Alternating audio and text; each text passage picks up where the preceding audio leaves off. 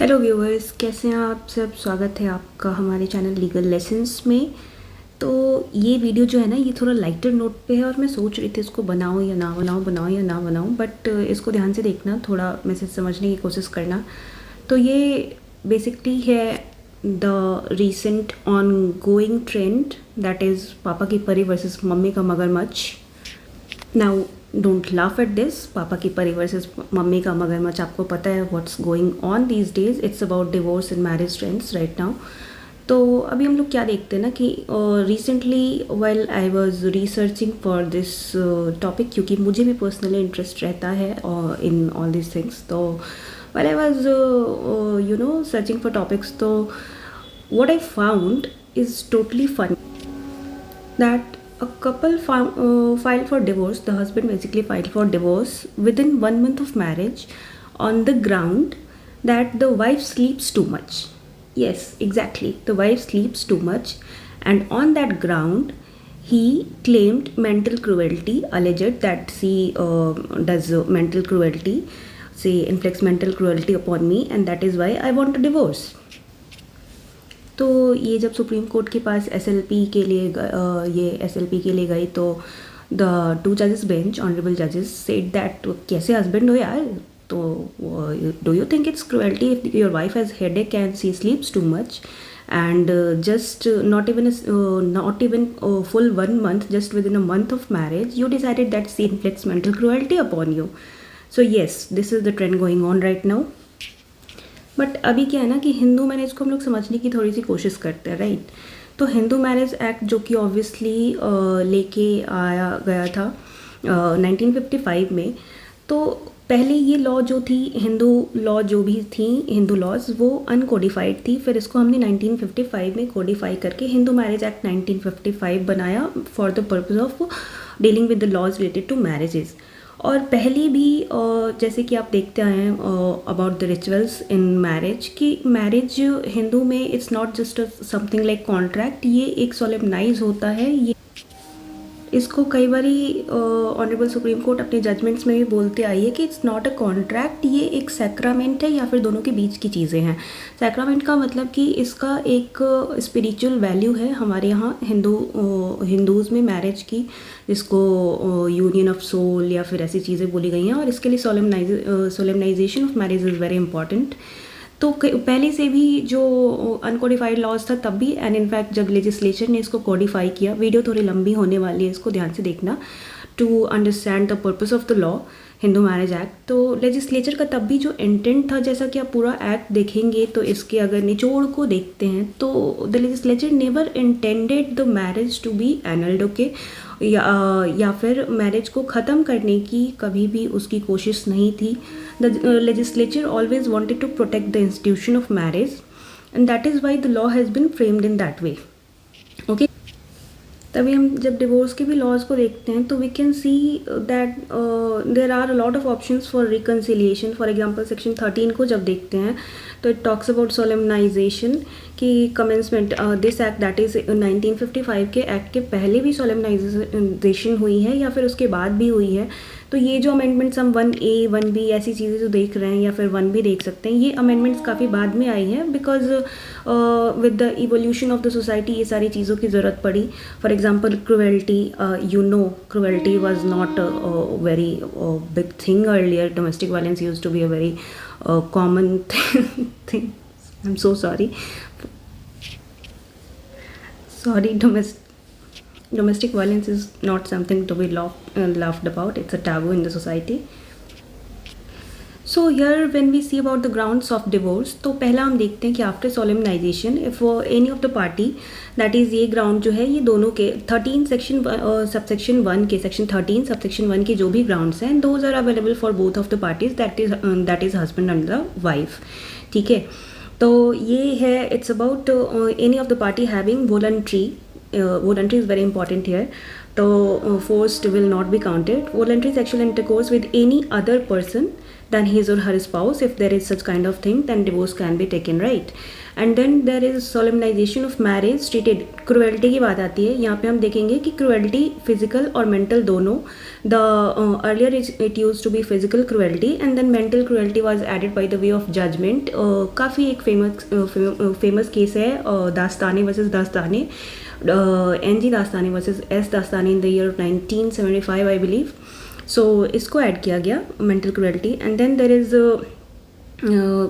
Desertion by the petitioner for the 2 years immediately preceding the presentation. 2 साल के लिए अगर कोई भी पार्टी, इधर द हस्बैंड और the wife, just deserts, just goes and cohabit नहीं करता है for the period of 2 years without any reason, okay, that is also ground for divorce. और या फिर वो रिलीजन चेंज करके हिंदुइज्म से रिलीजन चेंज कर लेता है, या फिर if the person is of unsound mind. And जो अनसाउंडनेस है, अब देखो इसका एक्सटेंट देखो, ये जो अनसाउंडनेस है it should be incurable. First of all ये यहाँ तक जाती है to protect the institution of marriage कि इनक्यूरेबल है तभी. If it's curable you can not take divorce on that ground, ठीक है.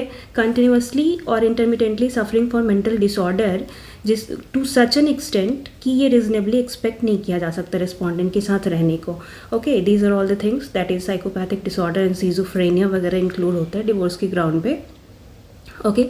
देन कम्युनिकेबल फॉर्म की डिजीज़ आती है. पहले it was leprosy, but after I believe 2019 के पर्सनल लॉज के चेंज के बाद इसको लेप्रोसी को एज अ ग्राउंड हटा दिया गया था. या फिर रिलीजियस ऑर्डर को, फॉर एग्जांपल जो होते हैं ना संन्यास लेना जिसको बोलते हैं, तो उस ग्राउंड पे आप डिवोर्स ले सकते हो. या फिर 7 years के लिए कोई पार्टी एब्सेंट है and no single person, not a single person just knows that either that person is alive, whether that person is alive और नॉट, इस ग्राउंड पे भी you can take divorce, right. So फिर law में जब और भी इसमें अमेंडमेंट्स आए, evolution as the society evolves, there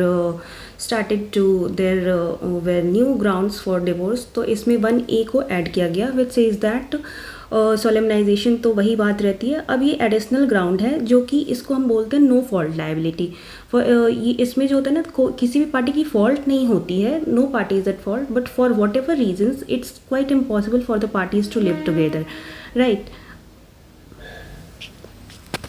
ये जो नो फॉल्ट लाइबिलिटी है जिसको इरिट्रेवेबल ब्रेकडाउन ऑफ मैरिज भी बोलते हैं, ये जजमेंट्स के थ्रू इसको इवॉल्व किया गया है और ये एग्जिस्टेंस में आया है. तो इसमें 2 ग्राउंड्स होते हैं. पहला कि जुडिशियल सेपरेशन के बाद रिजम्पशन ऑफ कोहैबिटेशन नहीं है 1 साल के बाद भी, और रिपोर्ट्स आफ्टर जुडिशियल सेपरेशन की डिक्री पास हो गई है अंडर सेक्शन 10, उसके बाद से भी 1 साल से ज़्यादा से both of the parties are not living together, that is not cohabiting. या फिर सेक्शन 9 होता है, उसमें रेस्टिट्यूशन. मैरिज आपको एक कंजुगल राइट देता है, that is to live together and perform all the rituals related to marriage, the togetherness thing.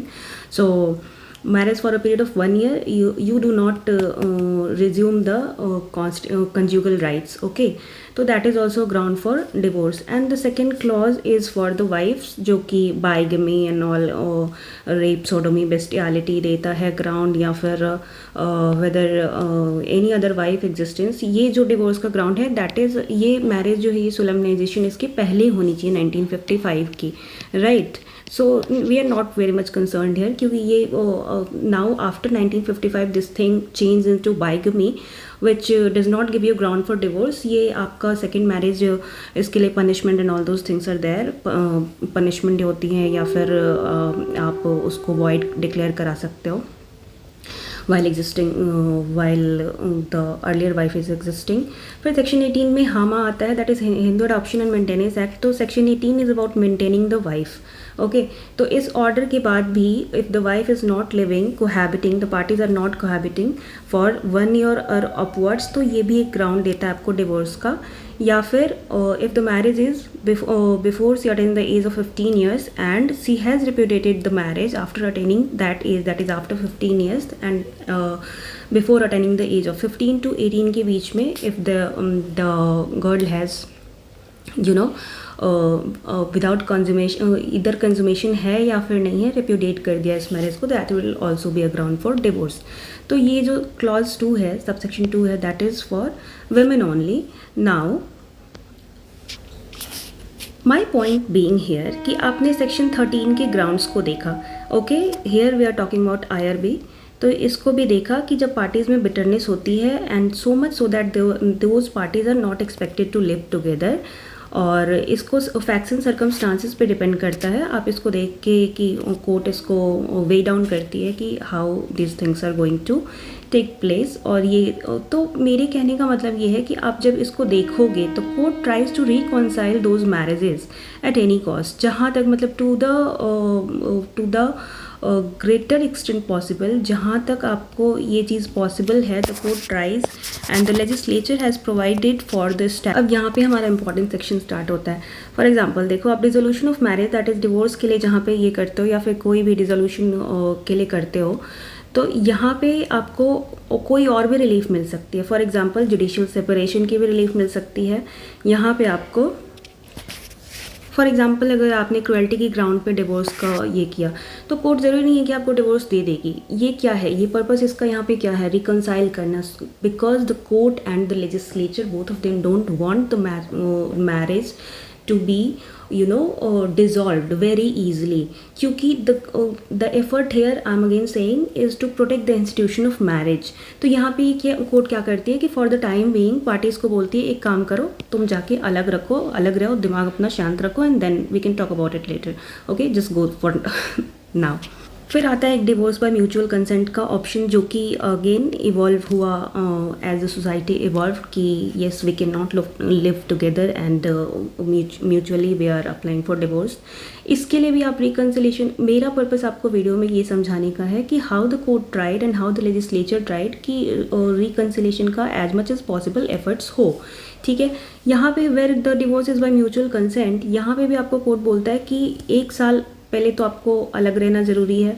Have been living separately for a period of 1 year और more, they have not been able to live together, not able, and that they have mutually agreed that the marriage should be dissolved.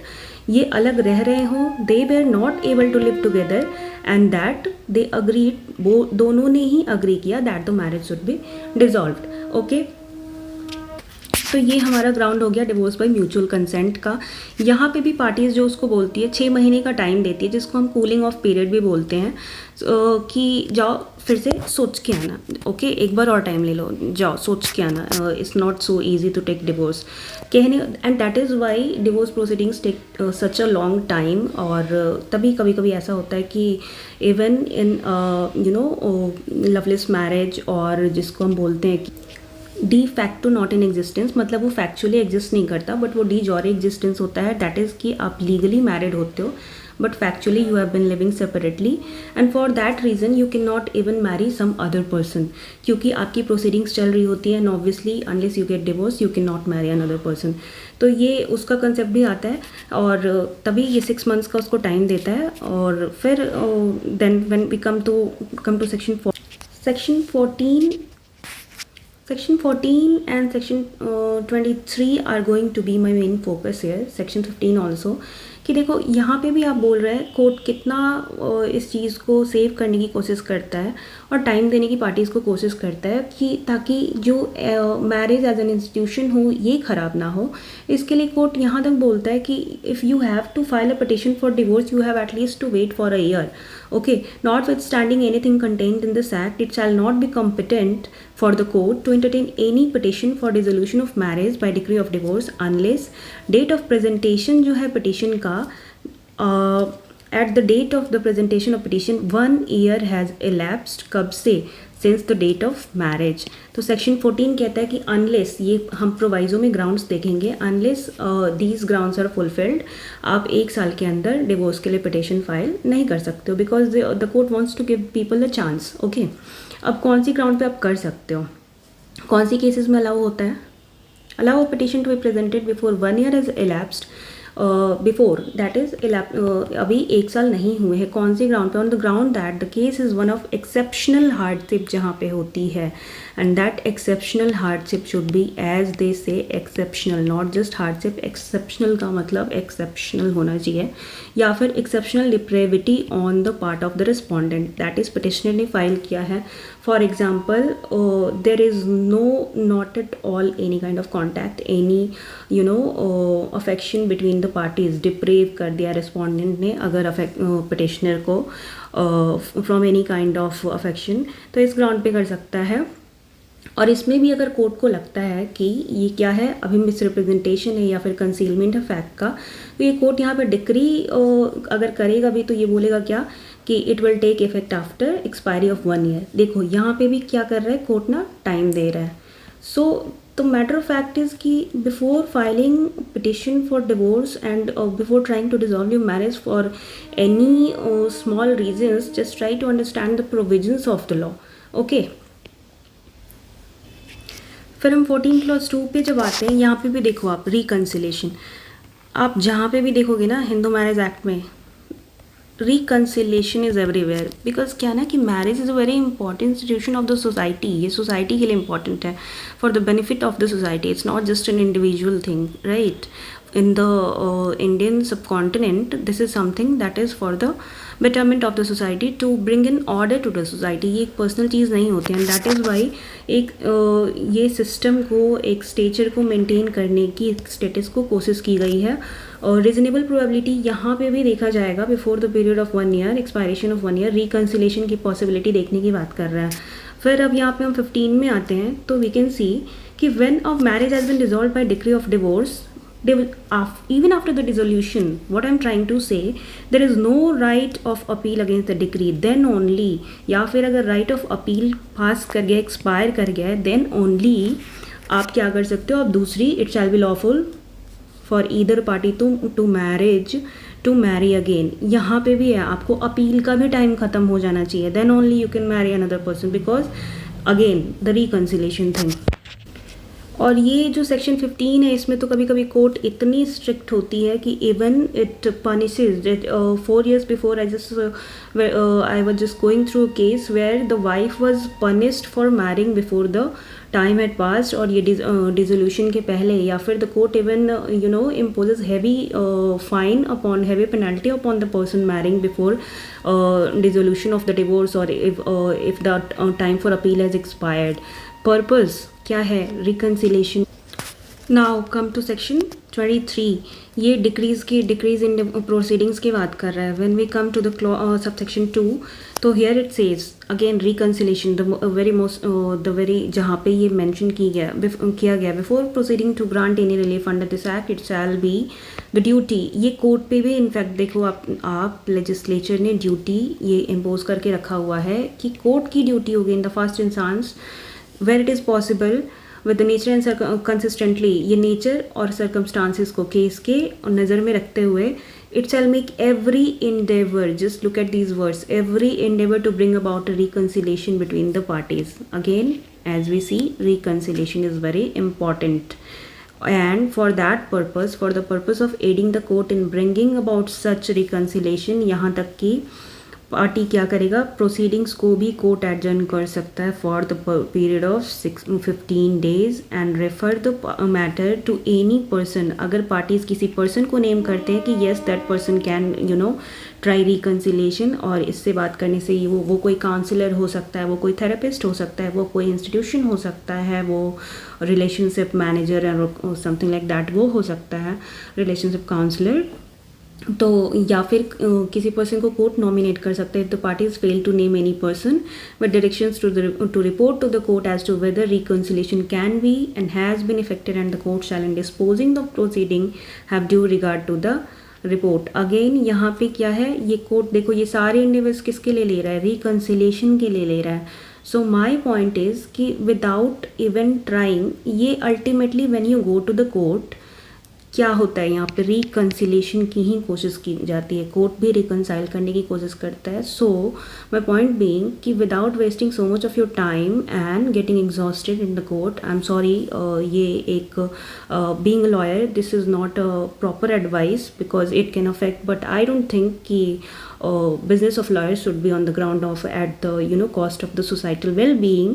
that is why I am saying कि reconciliation आपको यहाँ पे भी जाके करनी पड़ती है। so without instead of going to the court on very minute matters, आप यहाँ पे छोटी छोटी बातों पे जाने की जगह try reconciliation by कोर्ट भी यहाँ पे क्या करते हैं, कोर्ट भी आपको एक इंस्टीट्यूशन ही अपॉइंट करेगा या फिर आप वहाँ पे जाके किसी पर्सन को ही नेम करोगे एंड चीज़ें ऑब्वियसली ख़राब होंगी, क्योंकि while I was going through the case where the husband has claimed कि the wife sleeps too much और द हैशटैग पापा की परी स्लीप्स टू मच, और जो मम्मी के मगरमच्छ ने कंप्लेन किया था। तो there apart from sleeping too much बहुत सारे फेक एलिगेशंस ऑब्वियसली, जैसा कि हम देखते हैं डिवोर्स प्रोसीडिंग्स पे, even the lawyers, both of the lawyers admitted that yes, the wife is trying to reconcile, but from the both sides the lawyers had made various fake allegations. Both of the lawyers themselves, they said while in the hearing, in the live hearing, they said that जैसा कि divorce case में होता है, both of the parties had made fake allegations on each other. So the main reason was कि my wife is sleeps too much, she frowned upon one of my friends, and like you see, these are the small reasons on which these things are happening right now. तो आप यहाँ पे मेरे कहने का मतलब ये है कि लॉ को थोड़ा देखो, जानो, समझो, try to understand it with the perspective of the societal well-being also, not just individual benefit की alimony या फिर कोई भी चीज़, for example second marriage. So yes, that is my message. आपको लॉ में कोई भी ऐसी if you want to discuss more points, comment your opinions, comment your queries down. Video already बहुत लंबा हो चुका है, बट आई जस्ट से कि इसको पूरा देखना. Okay, so thank you. And females को मैंने अपने डैशबोर्ड पे देखा है that there are just 7% of females who are watching my video. ऐसा क्यों होता है दैट लॉ की वीडियोस जनरली मेल्स ही देखते हैं and then the females just are unaware. I am sorry to say that, but sometimes they are unaware and take drastic steps just because of being unaware of the law. तो देखो, जानो, समझो, discuss करो, and then be aware of your rights and also your duties. I always emphasize on that, be aware of your rights and duties. Okay, thank you.